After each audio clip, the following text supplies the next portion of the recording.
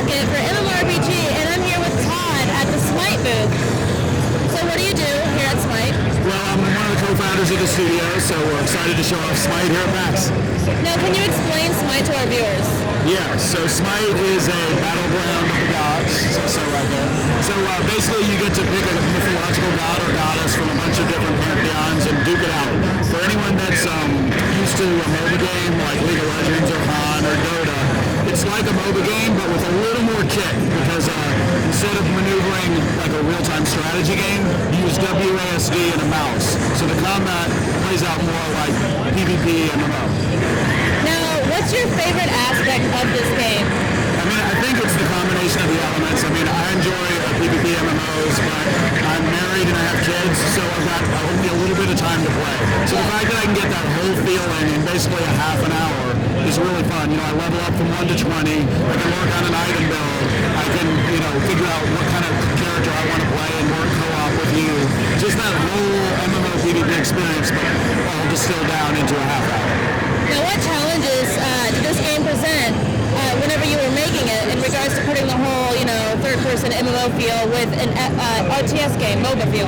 Yeah, I mean, a lot of games have tried it, and some have been more successful than others. I think the pacing of the game is real important. That's something the design team worked really hard to get right. So every shot is a skill shot, but we didn't want to make it overly twitchy. We wanted to give the players some time to be able to see their opponent if they're in the same lane and manage their cooldowns and kind of have a really nice pacing to it, but still have an element of surprise when people come out of the jungle and maybe gank you from the side because you are limited by that third-person perspective. So really combining the action so that it was it used player skill but wasn't overly twitchy and you didn't know what was going on. It was just a button mashing sort of press. Yeah, and I noticed that you do have the mini-map, so it's good that you can still see where your teammates are at least. Yeah, you see all your allies on the mini-map, and then if you as one of my allies has line of sight to an enemy, I'll see that enemy on the mini-map. But certainly I can't just click around the map at any time, so map awareness and team coordination is really important.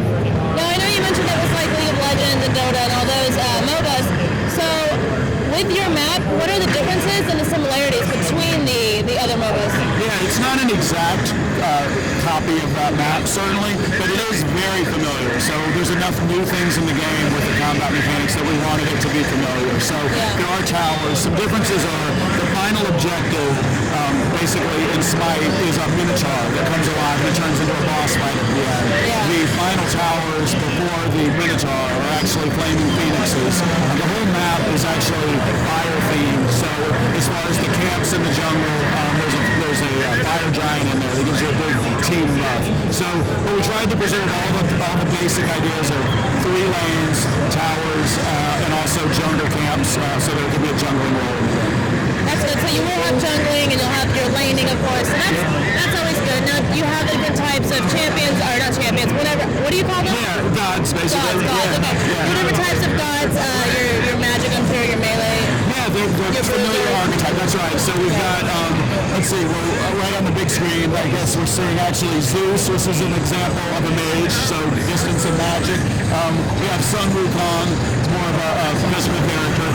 And so we also have other assassins like Kali, and then you have tank roles like Amir, and some support characters like Hel that can do a bit of healing when she's in her white stance, or she can do damage, a contagion-based damage in a dark stance. So all the basic archetypes that people are familiar with will find in SMITE. And now with this, are you planning on getting into esports at all? Yeah, we are. I mean, we want the game to be very accessible. We think, it'll draw hopefully a large crowd from both MOBA fans and MMO fans, but definitely we're interested in esports. It's a 5v5 format, which works well, and we've already built our first massive spectator camera into the game, which is obviously important for an esports sort of title. In regards to difficulty, now people who play League, and then people who play Heroes of New Earth, and then they go to Dota, there's levels of difficulty that are in each one that, you might not find in League versus Heroes of New Earth where you have denying and how important that is. Now, how difficult would you rate this in accordance with that? It's a good question. I mean, I think it's different. It's a little hard to put it on that same scale. Yeah. As far as the metagame, we didn't try to make it overly complex, so there's no concept of denying and a concept like last hitting. It does give you a little bit of bonus gold, but not to the degree that it does in a game like like Dota, for instance. Yeah. But the big twist is that there is an added level of difficulty or player skill in just maneuvering your character and actually landing your shots. I mean, everything is a skill shot. So that's really a new dimension of player difficulty, is actually landing those shots, and you can do a little more evading than in some of those other games. But as far as the meta level, I would say it's kind of right in the middle of those games. And have you guys announced a release date yet? No release date yet. We're in closed alpha. We've announced that we plan to start closed beta this month. So this is great, showing it on the floor. We're getting a lot of feedback. And then, in around the Q3 timeline, we'd like many, many people to be playing it. So. Is there a place where people can go and sign up for beta? Yeah, if they go to smitegame.com, then they can put in their information, and we'll call on them as soon as we're ready. Well, thank you so much for the interview, and thank you for answering my question. Thanks for playing Smite.